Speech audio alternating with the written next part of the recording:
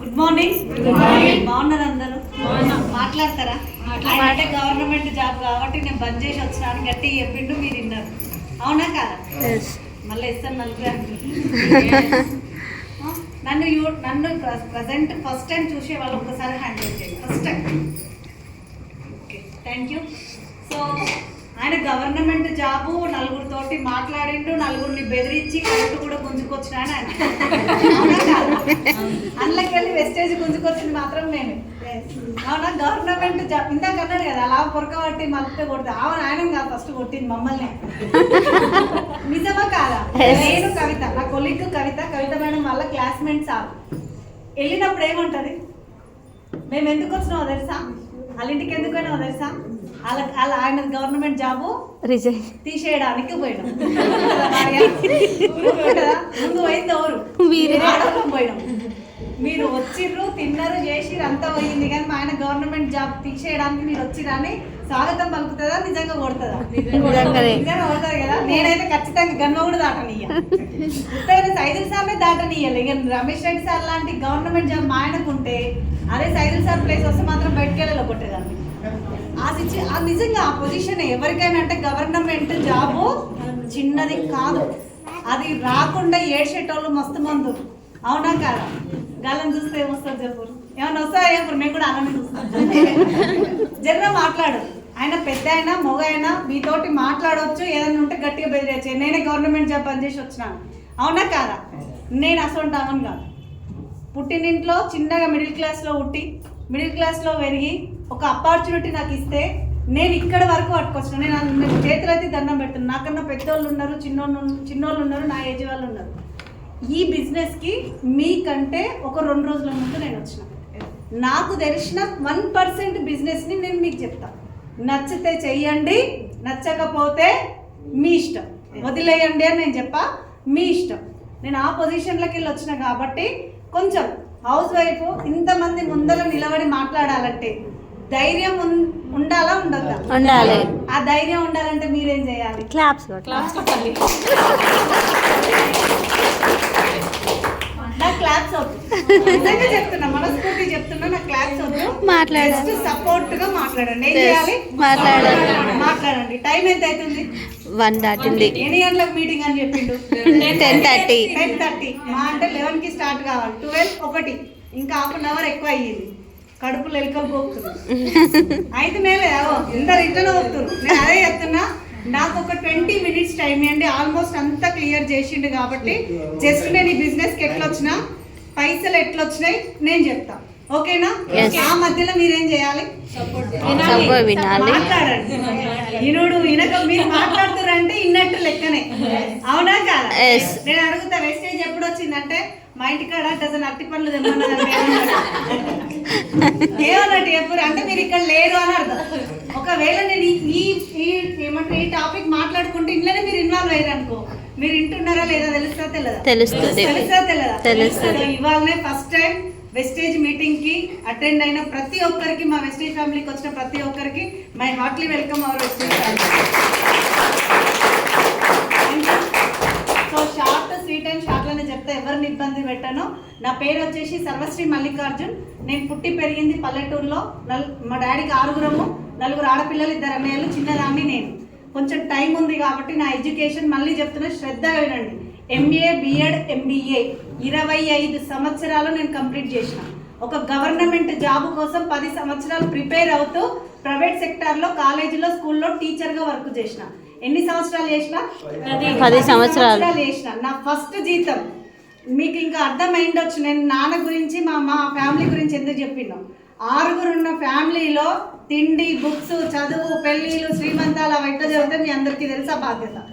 నేను డిగ్రీ చేసుకుంటూనే నాన్న పొజిషన్ అర్థం చేసుకొని ఒక స్కూల్లో ట్యూషన్ టీచర్గా 2000 జీతానికి స్టార్ట్ అయ్యి ఎగ్జాక్ట్గా 10 సంవత్సరాల తర్వాత నా నెల జీతం 20,000. ఎన్ని సంవత్సరాల తర్వాత?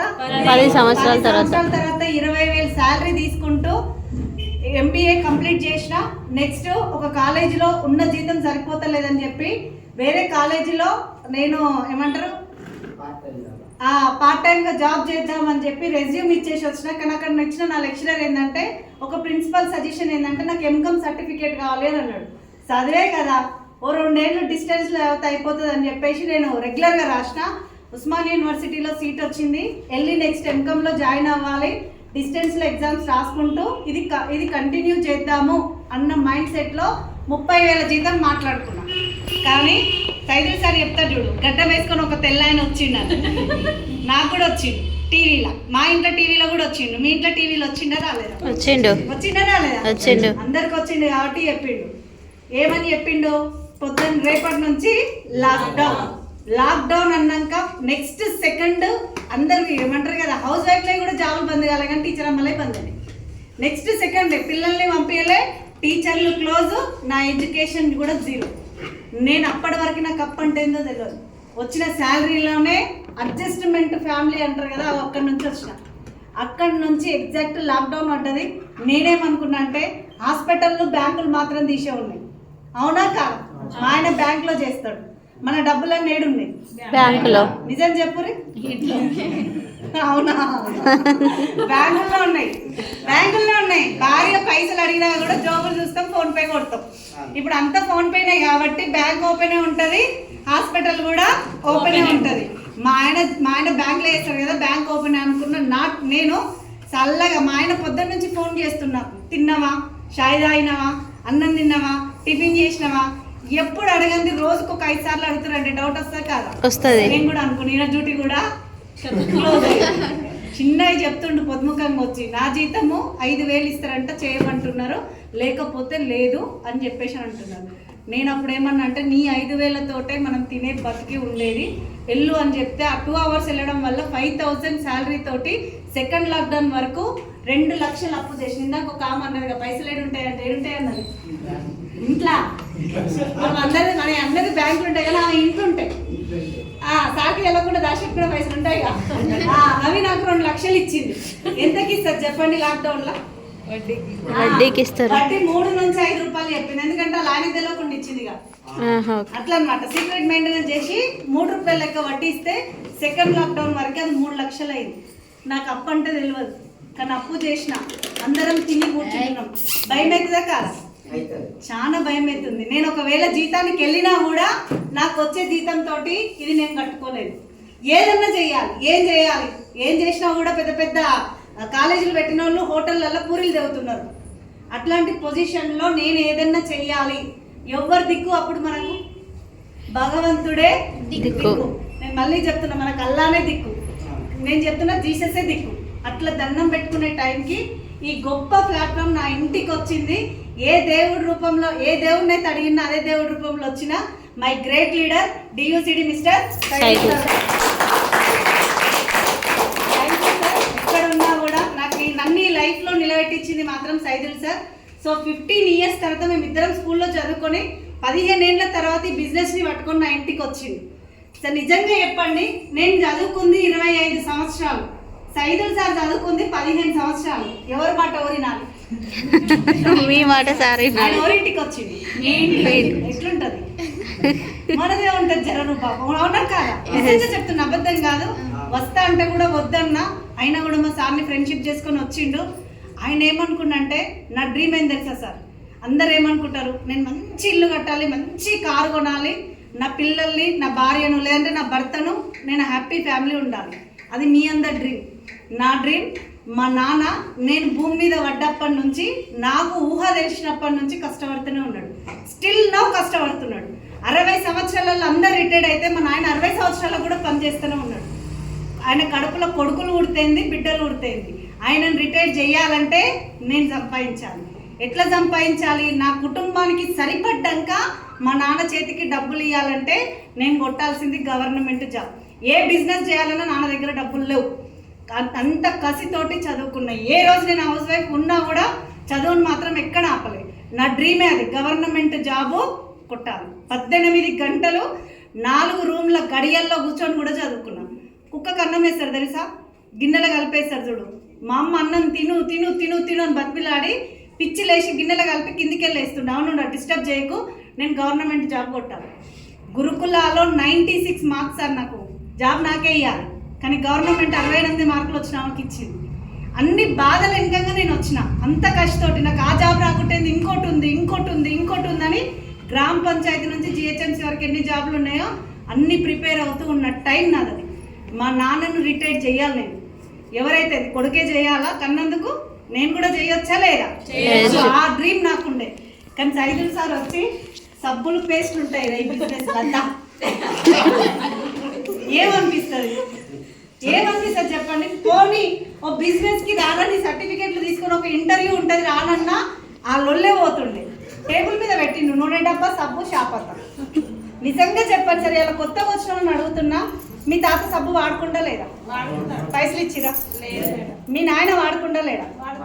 తాత వాడుకుంది ముద్ద సబ్బు, నాయన వాడుకుంది లైబాయ్, ఇప్పుడు నేను వాడుతుంది సంతూరు, నా కొడుకు వాడుతుంది లిరిలు. నిజంగా చెప్పండి, పేర్లు మారినాయి కానీ సబ్బు ఒంటికే రుద్దుకున్నాం కానీ ఒక్కరన్నా పైసలు ఇచ్చిరా? ఇప్పుడు ఈ కంపెనీలో కూడా సబ్బే కానీ అస్యూర్ నీమ్ సోప్ అని అంటున్నారు.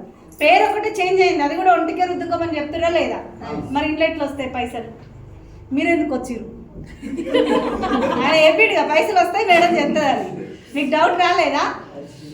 నాకు ఆ డౌట్ ఇంటికాడనే వచ్చింది. ఇవన్నీ చెప్తే క్లియర్ కావరా? ఒక మీటింగ్కి వచ్చి కూర్చో, నీకు దండం పెడతా. సబ్బుల కంపెనీ నిజంగా, కార్ల కంపెనీ పెద్దది. బయట చూడండి సార్, కిరాణం షాప్ మనకు పెద్దగా కనబడుతుందా?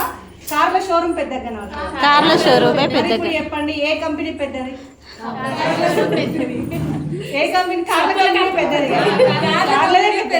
కార్ల కంపెనీ పెద్దది. నువ్వు అట్లా పోతుంటే కార్ షోరూమ్ చూడు, దగ్గర దగ్గర దగ్గర దగ్గర మెరుస్తుంది. ఎంత పెద్ద షోరూమ్ నేను పెట్టాలంటే ఎన్ని లక్షలు ఎన్ని కోట్లు సంపాదించాలి అనిపిస్తుందా లేదా? కానీ ఇప్పుడు నిజంగా చెప్తున్నా, ఇందాక కొంతమంది ఏమంటారు అంటే సప్ల కంపెనీ పెద్దదని. నేను కూడా మీటింగ్కి వచ్చినాక నాకు క్లారిటీ తెలుసుకున్నాను. ఇప్పుడు ఇక్కడ ఒక 50 మంది ఉన్నాం కదా, నిజంగా వెస్టేజ్ కాకుండా ఎంతమంది నిజాయితీగా కార్లు ఉన్నాయి, కార్లు కొంటారు ఫ్యూచర్లో, వాళ్ళ చేతులు ఎత్తండి. నేనైతే కారు టైర్ కూడా కొనుక్కోను, ఎందుకంటే ఆ పొజిషన్ అదిగా. ఒక్కసారి ఎత్తిండు, ఎవరెత్తిరు? ఇద్దరా? మీరు కూడా వెస్టేజ్ కాకుండా ఆల్రెడీ ఉన్నట్టు 3 కార్లు 4 రమేష్ రెడ్డి సార్ కారు 5 అదో గిట్లెత్తుతారే సార్ కారు 6 50 మందిలా 6 కార్లు ఒకటేసారి కొడతారా? మళ్ళీ ఫ్యూచర్లో ఒక 2-3 కొంటారా?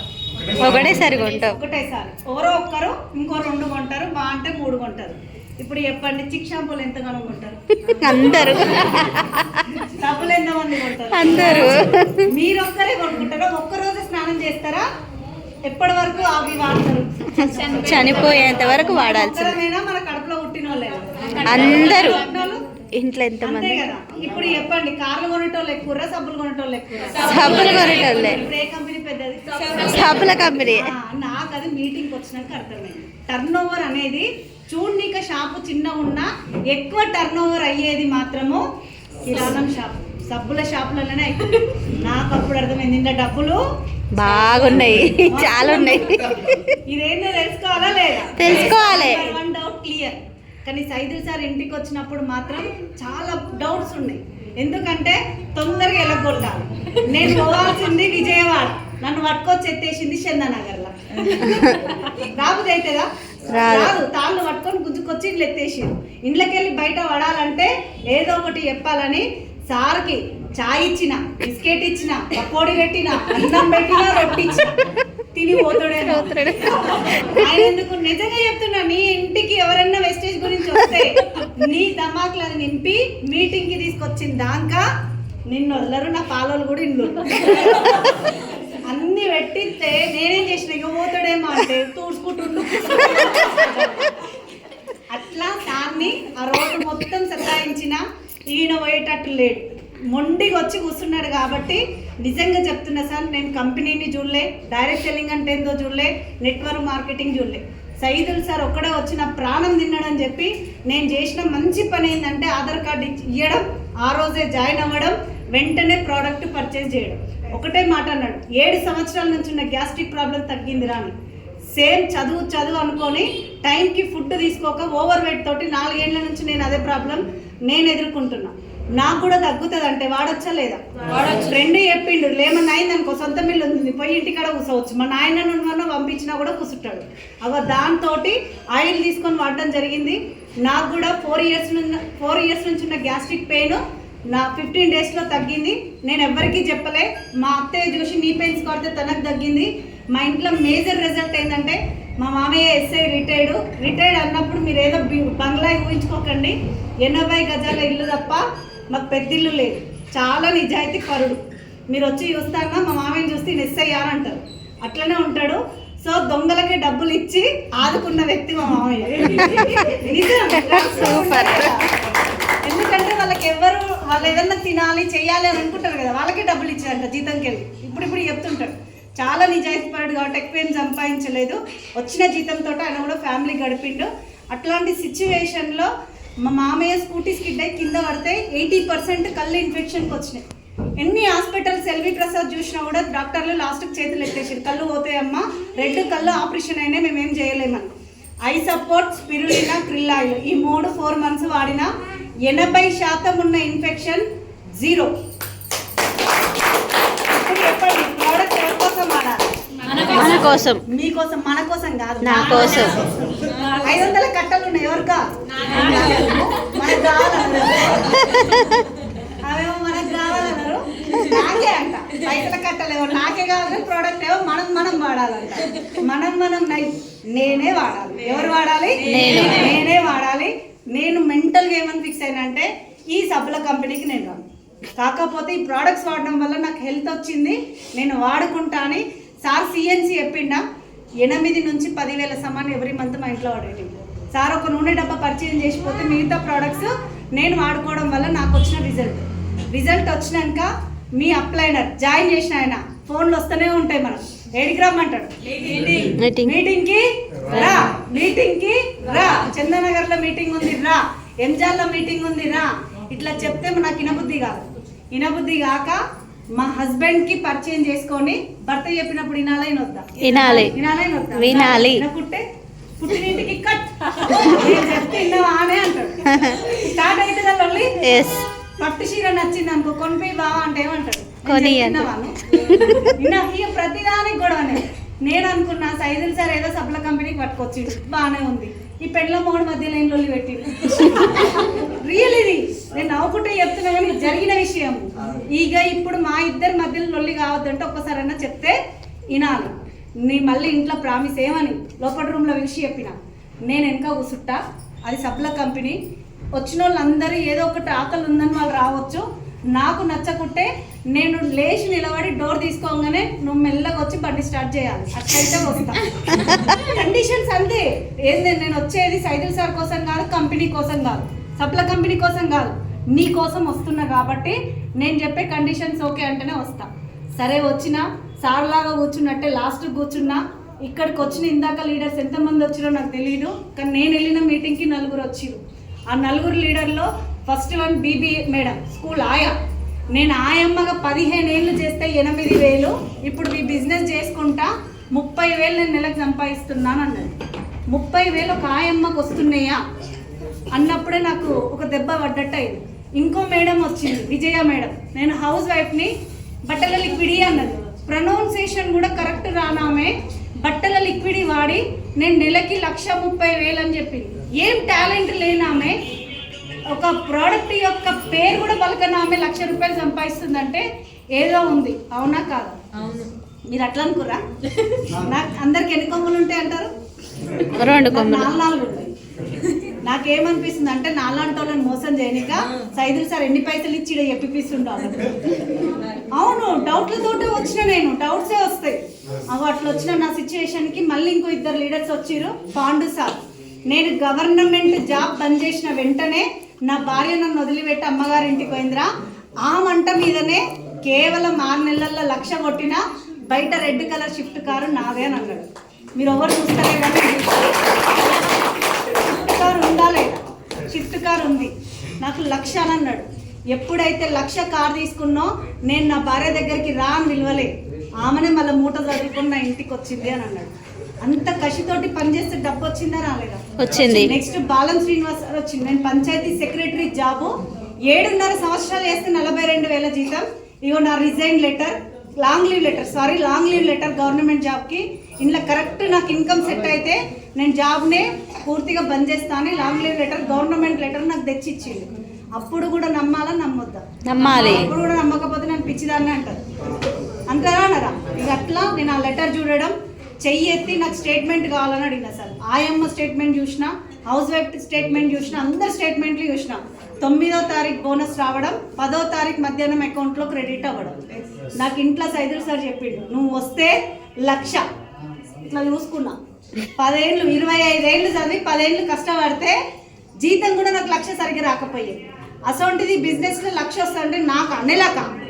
గవర్నమెంట్ జాబ్ వాళ్ళకి 1,00,000 లేదు, ఏదో సీనియారిటీ చేసిన వాళ్ళకు సీనియర్లకు ఉంది. నాకు వస్తుందా అని అన్న.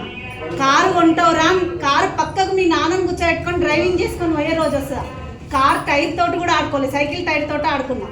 మా నాన్న నాకు సైకిల్ ఇప్పియలే, ఇప్పటికీ నా పిల్లలకు కూడా నేను సైకిల్ ఇప్పియలేదు. నీకు దండం పెడితే అట్లాంటి పెద్ద కోరికలు నాకు లేవు. కానీ సరే ఈ బిజినెస్కి వచ్చినా కదా, గవర్నమెంట్ జాబులు బంద్ చేసి ఎందుకు వస్తున్నారో నాకు క్లారిటీ కావాలి. నేను గవర్నమెంట్ జాబ్కి వెళ్తున్నా, వాళ్ళు బంద్ చేసి ఎందుకు వస్తున్నారో నాకు క్లారిటీ కావాలి. ఆ ఒక్క క్లారిటీ కనుక నాకు తెలిసి డబ్బులు ఎట్లా వస్తాయో చెప్తే ఈ బిజినెస్ని నేను బంద్ చేయ అని చెప్పి కూర్చున్నాక ఆ చైర్ ఆడికెళ్ళి లేచి ఫ్రంట్కి వచ్చింది. ఎందుకంటే పైసలు ఎట్లా వస్తున్నాయి చెప్తారు, వినాలా వినాలి. ఎన్ని లక్షలు ఉంది అప్పు? 3. తగ్గుతుందా? పెరుగుతుంది. ఒంట్లో భయం పెరుగుతుంది. అది వినాలంటే నాకు ఈ బిజినెస్ కరెక్ట్ అని చెప్పేసి ఎంఎస్ఆర్ గురువు గారు చెప్పిన 18 లక్షలు తీసుకునే సార్ చెప్పిన బిజినెస్ ప్లాన్ విన్నా, సైదుల్ సార్ చెప్పిన డైరెక్ట్ సెల్లింగ్ గురించి క్లారిటీ తీసుకున్నా, గవర్నమెంట్ ఎందుకు సపోర్ట్ చేస్తుందో తెలుసుకున్నా, 25 సంవత్సరాల చదువును పక్కకు పెట్టినా, నా టీచర్ జాబ్ను పక్కకు పెట్టి ఎంఎస్ఆర్ సార్కి ఒకటే మాట చెప్పిన, చేస్తే వేస్టేజ్ చేస్తా, లేదంటే ఇళ్ళనే చచ్చిపోతా. అట్లా మెంటల్గా డిసైడ్ అయి దిగిన నా జర్నీ 4 ఇయర్స్. అనుమానంతో జాయిన్ అయి నూనె డబ్బా కొనుక్కుంటే నా ఫస్ట్ ఇన్కమ్ 11 రూపాయలు, రెండో ఇన్కమ్ 23 రూపాయలు. అట్లా వచ్చుకుంటా ఇవాళ నాకు ఆడ సంవత్సరానికి ఎంత? 20,000. 20 సంవత్సరానికి 2 లక్షలు అయితే 2 నెలలు ఉండదు కదా స్కూలు. సంవత్సరానికి 2 లక్షలు. కానీ ఇక్కడ అక్షరాల నెలకి 2,23,000 తీసుకుంటా.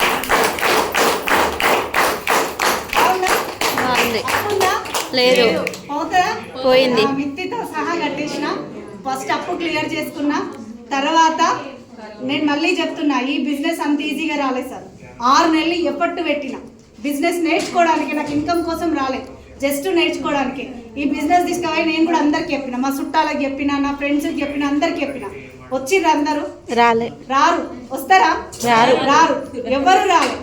మరి నా కొలీగ్స్ ఏమన్నారంటే, పిల్లలు ఉంటారు కదా, పిల్లల పేరెంట్స్ వింటారు కదా, వాళ్ళు కూడా సబ్బులు వాడతారని చెప్తే, ఏమైంది టీచర్, నిన్ను నమ్ముకొని మా పిల్లల్ని ఆ స్కూల్లో జాయిన్ చేస్తే నువ్వే సబ్బుల కంపెనీలో చేస్తున్నావు, నీకేమన్నా పైసలు ఇబ్బంది ఉంటే ఈ అపార్ట్మెంట్లో పిల్లలు ఉన్నారు, ట్యూషన్ చెప్పుకో, 5,000 నేను ఇప్పిస్తా, అట్లా బతుకు, మా రూమ్ ఖాళీగా ఉంది, ఇంట్లో ట్యూషన్ చెప్పి ఇట్లా చెప్తున్నారు అందరూ.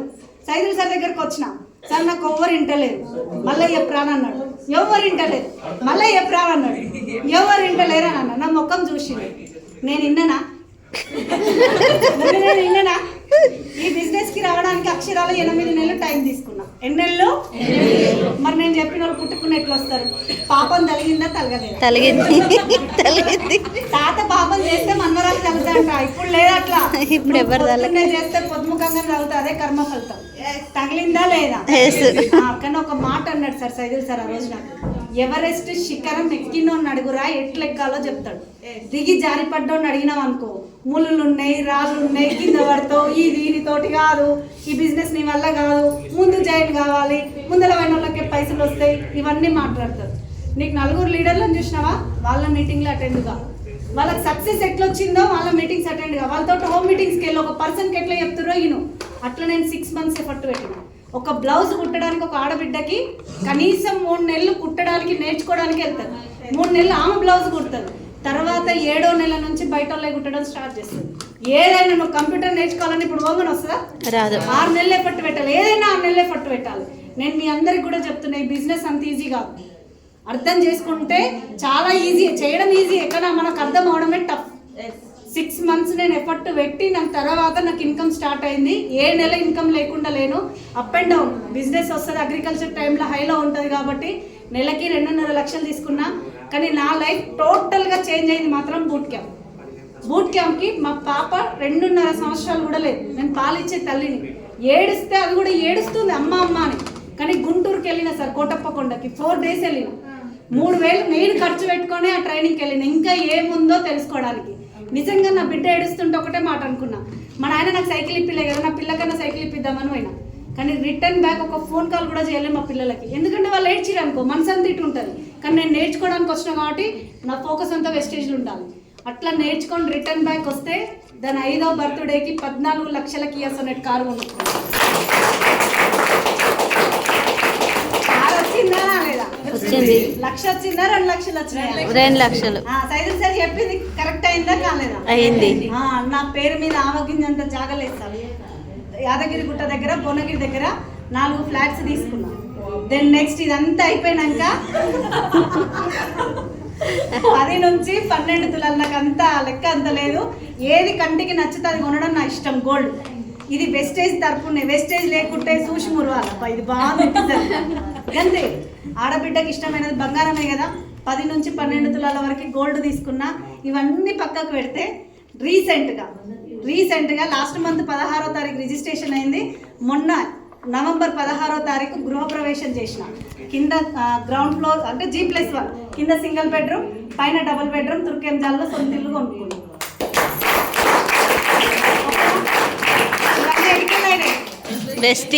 నాకు కార్ వచ్చింది, 1 లక్ష వస్తుంది, బంగారం ఉంది, ఫ్లాట్లు ఉన్నాయి, అన్నీ ఉన్నాయి. కానీ ఇవన్నీ కూడా నాకు సాటిస్ఫాక్షన్ కాదు. కానీ ఒక్కటి మాత్రం నేను చాలా గ్రేట్గా ఫీల్ అవుతా. మీకు స్టార్టింగ్లో చెప్పిన గుర్తుందా, నాన్న రిటైర్మెంట్ చూడాలి అని. అమ్మ, నాయన, అత్త, మామ నలుగురిని కూర్చోబెట్టి చెప్పిన, ఇలా నీ కోడలికి నెల పైసలు పడుతున్నాయి, మీరు కూర్చోండి, ఇప్పుడు రిటైర్ కాదు, ఎవ్వరు పని చేయొద్దు, చిటికేస్తే ఏం కావాలో నేను భూమి మీదకి వెళ్ళి పోయినా కూడా మీకు డబ్బు వచ్చే కంపెనీని నేను పట్టుకున్నా కాబట్టి ఏం కావాలంటే అది అడగండి అని చెప్పి రిటైర్ చేసిన మా అమ్మని.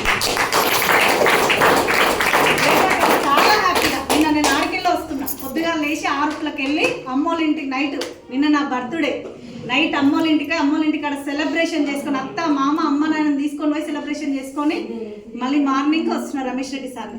కానీ గీడి దాకా నేను 11 గంటలకు వచ్చిన, గీడి నుంచి గీడికి రానికి 1.5 గంట పట్టిపాలి. అదే బాధ. నాకు రూట్ ఎక్కువ తెలియదు సార్, ఎందుకంటే ఇంట్లో ఇల్లు, స్కూలు, అమ్మగారి ఇల్లు తప్ప తెలియని స్టేజ్ నుంచి వచ్చి ఇప్పుడు ఇదే కదా. స్కూల్ నుంచి తిరుపతికి కూడా పర్మిషన్ ఇవ్వలేదు. కానీ మైసూర్ వెళ్ళినా, ఢిల్లీ వెళ్ళినా, గోవా వెళ్ళినా, మైసూర్కి 4 సార్లు పోయినా, చెన్నైకి ఒక 2 సార్లు పోయినా, దేశం దాటి థాయిలాండ్ కూడా పోయి వచ్చిన. మొన్న మా వాళ్ళు నాకు గృహప్రవేశం ముందు వాళ్ళు పోయి సింగపూర్ ఉన్నారు, లేకపోతే ఆ సింగపూర్ ట్రిప్ నాకు కూడా వస్తుండే. పోతున్నా ఫ్యూచర్లో థాయిలాండ్ ఉంది, పోయి వస్తా. మీరు వస్తారా? వస్తారా? రావాలంటే మనం ఖర్చు పెట్టాల్సిన అవసరం లేదు, ఇంట్లో నిలబడరు, వాళ్ళే తీసుకుపోతారా లేదా? బాగుందన్న టెస్ట్ మనీ సూపర్, బాగుందా? ఇది బాగుంటుంది. ఇప్పుడు పైసలు చెప్తుంటా ఆవని వస్తాయి,